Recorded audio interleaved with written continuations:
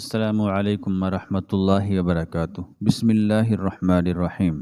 میں غیر قانونی طریقے سے سعودی عرب جانے کے لیے کوششیں کر رہا تھا، لیکن میری بیوی نے مجھے روکا اور کہنے لگی کہ اس طریقے سے مت جاؤ، مگر میں نے اس کی ایک بھی نہ سنی اور 2 نمبر طریقے سے سعودی عرب پہنچ گیا۔ چھپتے چھپاتے میں نوکریاں کرنے لگا، لیکن ہر وقت مجھے پولیس کا خوف رہتا، اور پھر ایک رات میں پکڑا گیا اور مجھے واپس پاکستان ڈیپورٹ کر دیا گیا۔ میں تھکا ہارا خالی ہاتھ اپنے گھر کے دروازے پر پہنچا تو میرے ہوش اڑ گئے، کیونکہ میری بیوی تو میری اماں اپنی آخری سانسیں لے رہی تھی، اور میرے پاس اتنے پیسے بھی نہیں تھے کہ میں اماں کو ہسپتال لے کر جاتا۔ صبح سے شام تک میں ریڑھی لگاتا، اور اس ریڑھی سے جو بھی پیسہ ملتا وہ روز کے روز خرچ میں چلا جاتا، ایکسٹرا کا 1 روپیہ بھی ہاتھ میں نہ ہوتا۔ ایسے میں بیمار ماں کو لے کر جب میں سرکاری ہسپتال پہنچا تو ان لوگوں نے جگہ نہیں ہے یہ کہہ کر ہمیں باہر نکال دیا۔ پرائیویٹ ہسپتال گیا تو وہاں کا خرچہ سن کر میرے پاس اس کے سوا کوئی راستہ نہیں بچا کہ میں اپنی بیمار بوڑھی ماں کو واپس گھر لے آؤں، اور اب میری ماں میرے سامنے پڑی اپنی آخری سانسیں گن رہی تھی، لیکن نہ ہی کوئی ڈاکٹر تھا نہ ہی کوئی دوا، بس میں ہی اپنی ماں کا ہاتھ پکڑ کر بیٹھا تھا، اور پھر میری ماں نے میرے سامنے دم توڑ دیا تھا، اور اس منظر نے میرے لیے جینے کی ہر وجہ کو ختم کر دیا تھا۔ میں بچوں کی طرح پھوٹ پھوٹ کر رویا تھا۔ میری بیوی نے میرے کندھے پر ہاتھ رکھا اور کہنے لگی، دیکھو شفیق، اللہ کی یہی مرضی تھی۔ میں نے شمائلہ کو دیکھا اور کہا کہ نہیں، اگر میرے پاس پیسہ ہوتا، میں بڑے ہسپتال تک رسائی حاصل کر پاتا تو آج میری ماں بھی زندہ ہوتی۔ سرکاری ہسپتال میں داخلہ نہیں ہوا تو کیا تھا، میں کسی پرائیویٹ ہسپتال میں اپنی ماں کا علاج کروا سکتا تھا، لیکن ایک ریڑھی لگانے والا یہ بڑے بڑے پرائیویٹ ہسپتال والوں کے بل کہاں سے ادا کر سکتا ہے؟ یہ کہہ کر میں ایڑیاں رگڑ رگڑ کر فریاد کرنے لگا تھا کہ اماں آنکھیں کھولو، تمہارے بغیر میں جی نہیں سکتا۔ اور میری حالت دیکھ کر شمائلہ کا بھی برا حال ہو گیا تھا، اور کچھ ہی دیر بعد پڑوس والوں کو خبر کر دی گئی تھی، اور پھر دیکھتے ہی دیکھتے گھر مہمانوں سے بھر گیا تھا۔ ہر کوئی میری ماں کے مرنے کی تعزیت کر رہا تھا، اور میں بس حیرت سے ان چہروں کو دیکھ رہا تھا جو بڑے ہی دوغلے تھے۔ جو رشتہ دار اور محلے والے میری اماں کی میت پر آئے تھے اور اب افسوس کا اظہار کر رہے تھے، یہ وہی لوگ تھے جن سے میں نے اپنی اماں کے علاج کے لیے روپے مانگے تھے۔ میں نے اپنی خالہ کے آگے اپنی جھولی پھیلا کر ان سے التجا کی تھی کہ بس چند پیسے دے دیں، میں اماں کا معائنہ ہی کروا لوں، لیکن اس وقت انہوں نے میرے سامنے بہت جھوٹے بہانے بنائے تھے۔ اپنی مشکل وقتوں کا رونا رویا تھا، جبکہ میں اچھی طرح جانتا تھا کہ ان کے حالات کیسے ہیں۔ ان میں سے کوئی بھی مجھے ادھار پر 1 پیسہ دینے کو راضی نہیں تھا، اور اب وہ سب اس طرح تعزیت کر رہے تھے جیسے انہیں میری ماں کے چلے جانے کا بڑا افسوس ہو۔ میں نے تو زیادہ کسی سے ملنا بھی گوارا نہیں کیا تھا، اور خود کو کمرے میں بند کر لیا تھا۔ دنیا داری میری بیوی شمائلہ ہی نبھا رہی تھی، مجھ میں تو اب اتنا دم نہیں تھا کہ میں ان جھوٹے اور مکار لوگوں کے آگے کھڑا بھی ہوتا۔ ایک ایک کر کے تدفین کے بعد جب سب لوگ چلے گئے اور رات کا اندھیرا پھیل گیا تو میں بستر کے کراؤن سے ٹیک لگا کر بیٹھ گیا۔ شمائلہ میرے پاس تھی، سامنے کھانے کی ٹرے رکھی تھی۔ کہنے لگی، شفیق کھانا کھا لو، کب تک سوگ مناؤ گے؟ اماں چلی گئی ہیں لیکن ہم تو زندہ ہیں نا، اور جینے کے لیے کھانا کھانا پڑتا ہے۔ وہ مجھے سمجھانے کی کوشش کر رہی تھی۔ میں نے آنکھیں کھول کر ایک نظر ٹرے پر ڈالی جہاں دال کے ساتھ چپاتیاں رکھی تھیں۔ میرے چہرے پر ایک عجیب سی مسکراہٹ تھی۔ میری مسکراہٹ پر شمائلہ چونک کر مجھے دیکھ رہی تھی۔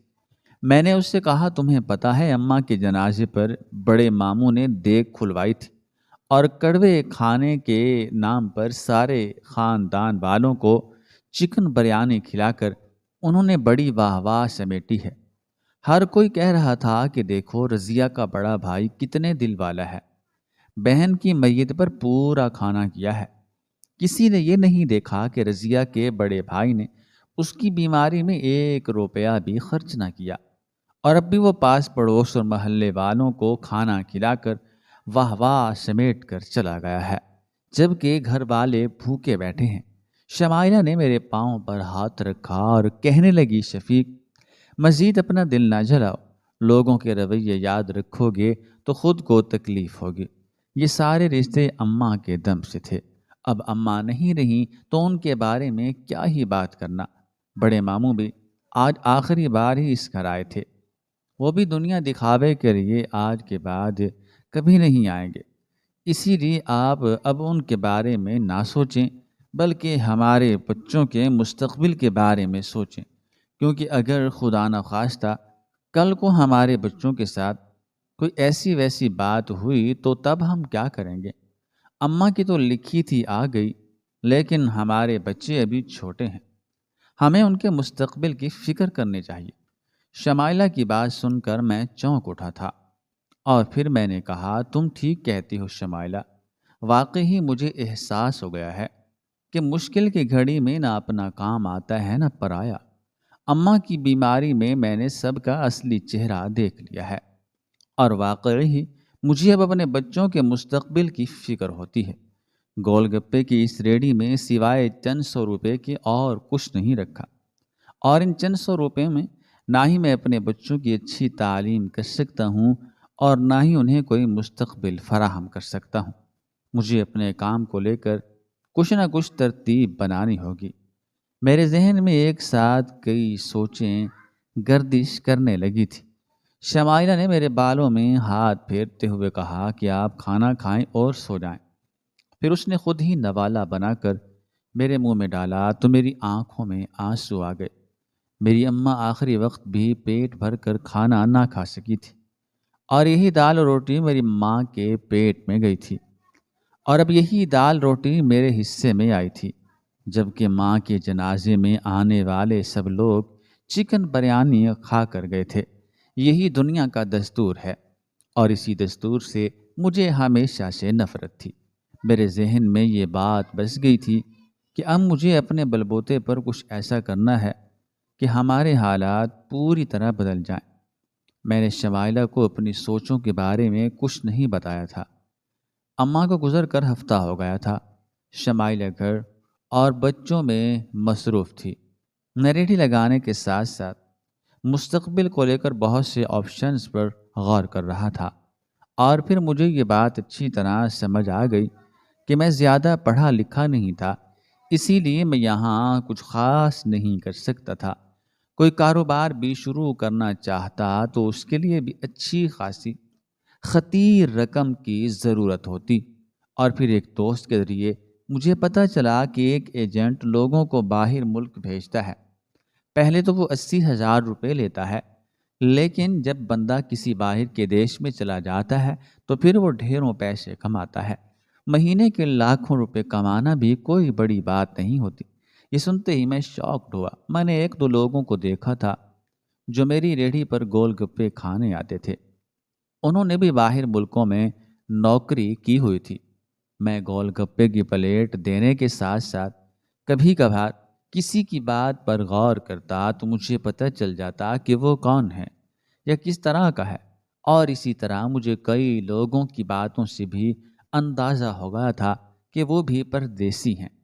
پھر جب وہ اپنی بڑی سی گاڑی میں بیٹھ کر واپس گئے تو میرے دل میں یہ خیال آیا کہ مجھے بھی پردیس کے لیے ٹرائی کرنا چاہیے۔ میں نے جتنے لوگوں سے بھی بات کی ان سب نے یہی کہا کہ پردیس کی کمائی بہت زیادہ ہوتی ہے، اور سب سے بڑھ کر لوگ بہت عزت دیتے ہیں کہ بندہ پردیسی ہے۔ اب مجھے 80,000 روپے ارینج کرنے تھے اور اپنا پاسپورٹ بنوانا تھا۔ میں اگر شمائلہ کو یہ بات بتاتا تو وہ کبھی راضی نہ ہوتی، کیونکہ ہمارے چھوٹے چھوٹے 2 بچے تھے اور میرے بغیر اس کا گزارا ہی نہیں ہوتا تھا، اور خاص کر رات کے وقت تو میں اگر ذرا دیر سے گھر پہنچتا تو وہ خوب ہنگامہ کھڑا کر دیتی تھی۔ اماں کی موجودگی میں ہی اسی رات کو ڈر لگتا تھا، تو میری غیر موجودگی میں اس کا کیا ہوگا؟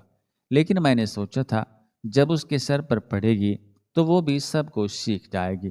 بہت سی عورتیں اکیلی رہتی ہیں، اور پھر میں یہ سب بچوں کے مستقبل کے لیے ہی تو کر رہا تھا۔ میں نے شمائلہ کو بتائے بغیر اپنی ریڑھی 90,000 روپے میں فروخت کر دی تھی۔ دراصل میری ریڑھی کے ساتھ ہی پیچھے ایک چھوٹی سی دکان تھی جہاں لوگ بیٹھ کر گول گپے کھاتے تھے، وہ بھی میں نے ساتھ ہی فروخت کی۔ تبھی اتنے اچھے دام ملے تھے۔ میں نے اپنا پاسپورٹ بنوا کر باہر جانے کے لیے ایجنٹ کو دے دیا اور خود یہاں وہاں پھرنے لگا، کیونکہ اگر میں ریڑھی کے لیے گھر سے نہ نکلتا تو مجھے اپنی بیوی کو جواب دینا پڑتا۔ میں ایک بھٹے پر اینٹیں اٹھانے کا کام کرنے لگا تاکہ روز کے چند 100 روپے کسی طرح بیوی کے ہاتھ پر رکھ سکوں اور وہ مجھ پر شک نہ کرے۔ اور پھر اسی طرح پورے 45 دن بعد میرا ویزا لگایا۔ ان 45 دنوں میں نے مستقل طور پر بھٹے پر اینٹیں اٹھائی تھی اور میرے ہاتھوں میں چھالے آ گئے تھے۔ ایک دو دفعہ شمائلہ میرے ہاتھ دیکھ کر حیران رہ گئی تھی، لیکن میں نے بس گرمی کا بہانہ بنا کر اسے پرسکون کر دیا تھا۔ جیسے ہی میرا پاسپورٹ اور ویزا ہاتھ آیا، میں نے اسی رات شمائلہ کو اپنے سامنے بٹھا کر اس پر یہ خبر بجلی کی طرح گرائی کہ میں 2 دن بعد کی فلائٹ سے دبئی جا رہا ہوں اور وہیں نوکری کروں گا۔ میری بات سن کر شمائلہ دنگ رہ گئی۔ کہنے لگی، اتنا بڑا فیصلہ آپ نے اکیلے کیسے کر لیا؟ ہم دونوں دکھ سکھ کے ساتھی ہیں، میں آپ کے بغیر کیسے رہوں گی؟ بیٹا بیٹی دونوں ہی ابھی چھوٹے ہیں، ہمیں آپ کی ضرورت ہے۔ اور پھر اس ایجنٹ نے آپ کو صرف ویزا لگوا کر دیا ہے، آپ وہاں کیا کام کریں گے؟ کیا نوکری کریں گے؟ کیسے رہیں گے؟ آپ کے پاس ایجنٹ کو دینے کے لیے پیسے کہاں سے آئے؟ اور آپ کے جانے کے بعد ہم 1 مہینہ کیا کریں گے؟ آپ نے کچھ سوچا ہے کیا؟ وہ حد سے زیادہ پریشان ہو گئی تھی اور مجھے کہہ رہی تھی کہ میں اس قدم سے باز رہوں، اور پھر میں نے اسے ڈھکے چھپے لفظوں میں اپنی ریڑھی کے فروخت کرنے کا بھی بتا دیا جو کہ پہلے نہ بتایا تھا۔ یہ سن کر وہ تو سر پکڑ کر رونے لگی اور کہنے لگی، شفیق، آپ نے جلد بازی میں بہت غلط فیصلہ کر لیا ہے۔ پردیس کی دنیا ایک رنگین خواب کے سوا اور کچھ نہیں۔ کم سے کم ایک بار مجھ سے تو مشورہ کرتے، اب کیا ہوگا؟ میں نے شمائلہ کو سمجھایا اور کہا کہ تم میرا سامان پیک کرو اور اللہ پر بھروسہ رکھو، میں تمہیں اللہ کی امان میں چھوڑ کر جا رہا ہوں۔ 2 سال بعد واپس لوٹوں گا تو اتنا پیسہ ہوگا کہ تم خود حیران رہ جاؤ گی۔ شمائلہ کہنے لگی، مجھے ایسا پیسہ نہیں چاہیے جو ہم دونوں کو دور کر دے، میرے بچوں کے سر سے باپ کا سایہ ہٹ جائے۔ میں بس یہ چاہتی ہوں کہ ان کا مستقبل محفوظ ہو، لیکن اس طرح نہیں کہ آپ ہی ہمیں چھوڑ کر چلے جائیں۔ میں نے شمائلہ کو سمجھایا کہ پگلی، مستقبل کو محفوظ کرنے کے لیے ہی تو جا رہا ہوں، اب اس ملک میں کچھ نہیں رکھا۔ ایک ریڑھی لگانے والا ساری زندگی ریڑھی ہی لگائے گا اور پھر بھی چند 100 روپے کے سوا کچھ ہاتھ نہیں آئے گا۔ میں دن کے 1000 روپے کماتا تھا تو 200-400 مجھے بھتے میں پولیس والوں کو ہی بھرنے پڑ جاتے تھے، اور اسی وجہ سے میری کمائی نہ ہونے کے برابر ہوتی، جس میں گھر کا کرایہ اور بل وغیرہ ادا کرنے کے بعد کچھ بھی تو نہیں بچتا تھا۔ میں نے محبت سے شمائلہ کو منایا تھا اور وہ دل سے راضی تو نہ تھی، لیکن خاموش ہو گئی تھی، اور پھر روتے روتے ہی اس نے میرا سامان باندھ دیا تھا۔ 2 دن بعد میں نے 10,000 روپے اس کے ہاتھ پر رکھے جو میں نے بڑی مشکل سے ارینج کیے تھے، اور اس سے کہا کہ جب تک میں پیسے نہ بھیجوں ان پیسوں سے گزارا چلا لینا۔ میں نے الوداعی نظر اپنے بچوں پر ڈالی، ان کے ماتھوں پر بوسہ دیا، ان کے ہاتھوں کو چوما اور آنکھوں میں آنسو بھر کر میں نے اپنی بیوی سے وعدہ کیا کہ شمائلہ، آج جلد ہی میں لوٹ کر بھی آؤں گا اور تمہاری زندگی میں خوشیاں بھی بھر دوں گا، بس تم میرا انتظار کرنا۔ اور پھر میں اپنے بیوی بچوں کو اللہ کے سہارے چھوڑ کر دبئی کے لیے روانہ ہو گیا۔ مجھے نہیں معلوم تھا کہ وہاں جا کر کیا ہونا ہے۔ ایجنٹ نے کہا تھا کہ وہاں تمہیں میرا بندہ لینے آئے گا اور کام بھی وہی دلوائے گا، اسی لیے فکر نہ کرنا۔ میں ایئرپورٹ پر پہنچا تو وہاں ایک آدمی کھڑا تھا۔ وہ میرے پاس آیا، وہ مجھے ایک بہت ہی دور شہر سے ہٹ کر ایک جگہ پر لے گیا جہاں میرے جیسے کچھ مرد اور بھی تھے، اور اس نے بتایا کہ مجھے یہاں تعمیراتی کام کرنے ہوں گے اور اس جگہ سے مجھے کہیں جانے کی اجازت نہیں ہوگی۔ یہ ویران سی جگہ تھی، یہی مجھے کام کرنا تھا اور یہیں رہنا تھا۔ اس آدمی نے صاف صاف کہا تھا کہ اگر اس علاقے سے باہر نکلو گے تو پولیس پکڑ لے گی، کیونکہ تمہیں پھر واپس بھیج دیا جائے گا اور تمہاری ساری محنت اور پیسہ ضائع ہو جائے گا۔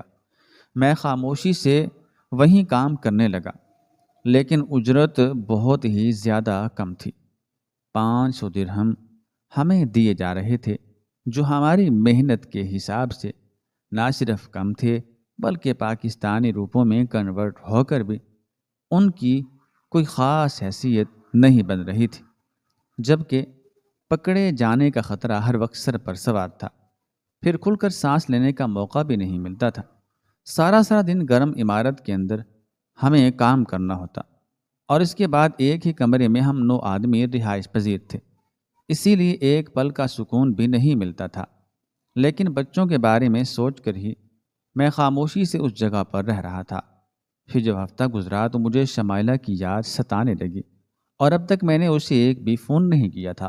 میں نے کنٹریکٹر کو کہا کہ میں اپنے گھر فون کرنا چاہتا ہوں، تو اس نے کوئی خاص جواب نہ دیا۔ پھر جب میں نے بار بار اصرار کیا تو بڑی مشکل سے اس نے شمائلہ کا نمبر ملا کر دیا۔ 5 منٹ ہی میں نے بمشکل شمائلہ سے بات کی تھی کہ اس کے بعد کنٹریکٹر نے فون واپس لے لیا اور کہنے لگا کہ بار بار گھر فون لگاؤ گے تو یہاں دل کیسے لگے گا؟ اب مہینے سے پہلے فون نہ کرنا۔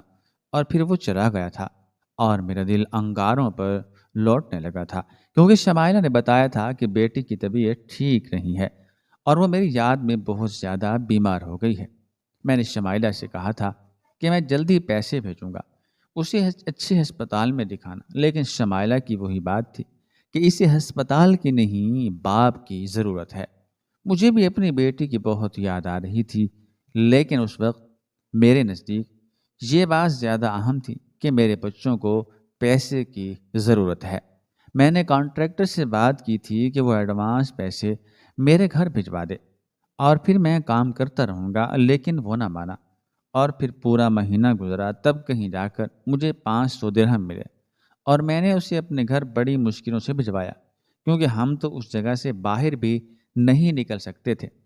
اور پھر پیسہ بھیجنے کے بعد جب میں نے نئے کانٹریکٹر سے فون لے کر اپنے گھر فون کیا تو دوسری طرف میری بیوی زاروں قطار رو رہی تھی۔ میری بیٹی کی حالت اور بھی خراب تھی، وہ التجا کر رہی تھی کہ بس واپس آ جاؤ، تمہاری بیٹی تمہارے بغیر نہیں رہ رہی ہے۔ جب پیسے تم نے بھیجے تھے اس سے میں نے علاج شروع کر دیا ہے، لیکن وہ ہر وقت بابا بابا کہہ کر روتی ہے۔ پھر میں نے اپنی بیٹی سے بات کی تو اس کی ایک ہی ضد تھی کہ بابا مجھے آپ کو دیکھنا ہے۔ میں نے اسے سمجھایا کہ میں بس کچھ ہی دن میں لوٹ آؤں گا۔ میرا دل بیٹی سے بات کرنے کے بعد بہت زیادہ بے تاب ہو گیا تھا، اور میں جانتا تھا کہ اب 1 مہینے سے پہلے میں ان کی آواز نہیں سن سکوں گا۔ نہ ہی میرے پاس موبائل فون تھا اور نہ ہی رابطے کا کوئی ذریعہ۔ اس جگہ پر سگنلز کا بھی مسئلہ تھا، اسی لیے کنٹریکٹر بھی بہت ہی مشکل سے فون ملا کر دیا کرتا تھا۔ اسی طرح سے 2-4 مہینے گزر گئے۔ میں بس سرسری طور پر اپنی بیوی سے بات کر پاتا تھا۔ پھر 6 مہینے گزر گئے اور 6 مہینے بعد جب مجھے بہت زیادہ اپنے گھر والوں کی یاد آئی تو میں نے کنٹریکٹر سے فون کرنے کو کہا، لیکن اس نے مجھے فون نہ دیا۔ میں خاموشی سے کمرے میں سونے کے لیے چلا گیا، لیکن نیند بھی مجھے نہیں آ رہی تھی۔ برے برے اندیشے ستا رہے تھے۔ کچھ دیر کے لیے میری آنکھ لگی تو میں نے اپنی بیٹی کو خواب میں روتا ہوا دیکھا، اور پھر مجھ سے رہا نہ گیا تو میں شہر کی طرف نکل پڑا۔ میں نے کسی کو نہیں بتایا تھا، مجھے بس اپنے گھر ایک فون کرنا تھا، لیکن بدقسمتی تھی کہ اسی وقت ہی کچھ پولیس والے وہاں پہنچ گئے اور پھر انہوں نے مجھ سے پوچھ تاچھ شروع کی۔ تو یہ سمجھنے میں انہیں وقت نہ لگا کہ میں غیر قانونی طریقے سے یہاں رہ رہا ہوں۔ پہلے تو پولیس والوں کو دیکھ کر میرے چہرے کا رنگ بدلا تھا، پھر میں نے ان کے سوالوں کے الٹے سیدھے جواب دیے تھے، اور پھر جب میں نے بھاگنے کی کوشش کی، فرار ہونے کی کوشش کی، تو انہوں نے مجھے پوری طرح اپنی گرفت میں لے لیا اور پولیس اسٹیشن لے گئے۔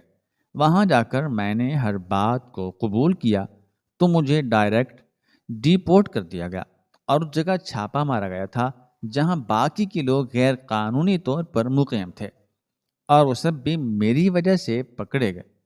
سب مجھے برا بھلا کہہ رہے تھے اور پھر ڈیپورٹ ہو کر ہم پاکستان پہنچ گئے تھے۔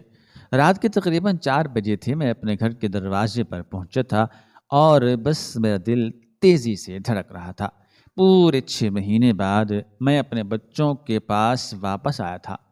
میں نے جیسے ہی دروازے پر ہاتھ رکھا تو دروازہ کھلتا چلا گیا۔ مجھے گھبراہٹ ہونے لگی کہ رات کے اس پہر میرے گھر کا دروازہ کھلا ہوا کیوں ہے، اور جب میں اندر گیا تو اندر کے منظر نے میرے ہوش اڑا دیے۔ اندر میری بیوی بیٹھی رو رہی تھی چار پائی پر، میری بیٹی پڑی تھی، کچھ ارد گرد کے لوگ جمع تھے اور وہ میری بیوی کو تسلی دے رہے تھے۔ مجھے دیکھ کر سب لوگ بہت حیران ہوئے، جبکہ شمائلہ میرے گلے لگ گئی اور روتے ہوئے کہنے لگی کہ ہماری مانو اس دنیا سے چلی گئی ہے۔ وہ مستقبل بخار میں بھڑکتی رہی تھی اور پھر آخر میں اسے جھٹکے لگے تھے۔ جتنے بھی پیسے میں نے کما کر بھیجے تھے وہ سب کے سب اس کے علاج میں لگ گئے تھے۔ گھر کے فاقے اب بھی بدستور باقی تھے اور آخر کار وہ بھی اس دار فانی سے چلی گئی تھی جس کے مستقبل کی مجھے حد سے زیادہ فکر تھی۔ شمائلہ کا حال بہت برا تھا اور میری تو حالت کا شاید کوئی اندازہ بھی نہیں لگا سکتا تھا۔ میں اپنی بیٹی کے پاس بیٹھ کر رونے لگا تھا، لیکن اب رونے کا کوئی فائدہ نہیں تھا۔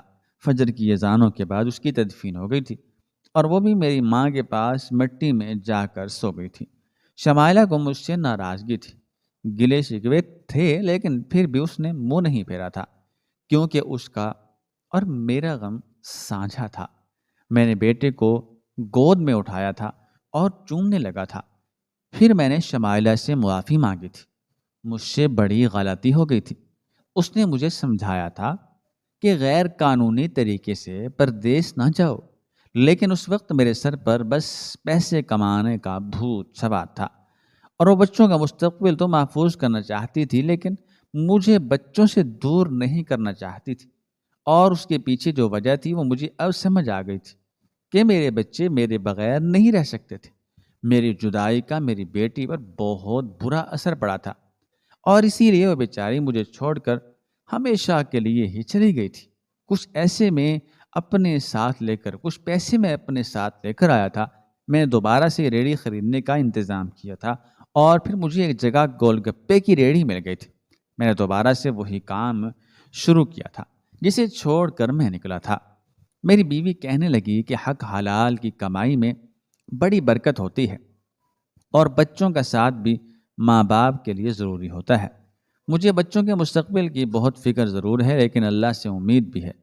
میری بیوی نے وعدہ لیا تھا کہ اب میں کوئی ایسا قدم نہیں اٹھاؤں گا اور میں نے بھی اس سے وعدہ کر لیا تھا۔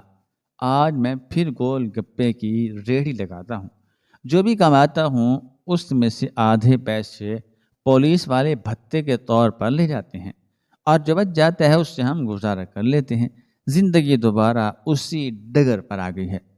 اب پھر ہم اسی مقام پر ہیں کہ اگر خدا نخواستہ کبھی بیماری میں ہمیں کسی چیز کی ضرورت پڑے یا پیسہ چاہیے تو ہمیں پھر دوسروں کے آگے ہاتھ پھیلانے ہوں گے، لیکن میں اللہ تعالیٰ سے دن رات دعا کرتا ہوں کہ وہ ہمیں ایسا دن نہ دکھائے کہ جب ہمیں دوسروں کے در پر جانا پڑے۔ میں آپ سب سے کہنا چاہتا ہوں کہ پردیس کی زندگی ہرگز بھی آسان نہیں ہے، بہت ہی زیادہ گمبھیر اور مشکل ہے، اور خاص کر ان لوگوں کے لیے جو غیر قانونی طور پر جاتے ہیں۔ اسی لیے میرے بھائیوں کو چاہیے کہ غیر قانونی طریقے پر وہ پردیس نہ جائیں، اور ساتھ ہی اپنے وطن کے محافظوں کو یعنی پولیس والوں کو کہنا چاہتا ہوں کہ ہم جیسے چھوٹے اور غریب لوگوں سے بھتہ وصول نہ کیا کریں۔ ہم بہت محنت سے سارا دن دھوپ گرمی میں پسینے بہا کر پیسہ کماتے ہیں۔ چند سو روپے میں سے بھی جب ہم بھتہ دے دیتے ہیں تو ہمارے پاس کچھ نہیں بچتا۔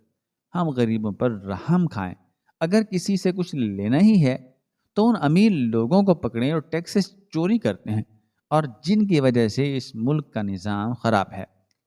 ہم لوگ سب مل کر چاہیں تو ہمارا ملک ٹھیک ہو سکتا ہے، ورنہ مجھ جیسے ریڈی بان ساری زندگی غربت کی چکی میں پستے ہی رہیں گے، اور ہمارے گھر والے بیماریوں کی نظر ہو کر ہمیں چھوڑ کر ہمیشہ کے لیے جاتے رہیں گے، اور ہمارے پاس آنسو بہانے کے سوا اور کوئی چارہ نہ ہوگا۔ آج کی میری کہانی میرے وطن کے ہر اس غریب انسان کے نام ہے جو اپنے مستقبل کو بہتر بنانے کے لیے بہت کوشش تو کرتا ہے، لیکن اسے سوائے ناکامی کے کچھ نصیب نہیں ہوتا کہ اس ملک میں غریبوں کی کوئی نہیں سنتا۔ ناظرین، مزید اس طرح کی سبق آموز کہانیاں سننے کے لیے ہمارے چینل کو سبسکرائب کریں۔ شکریہ۔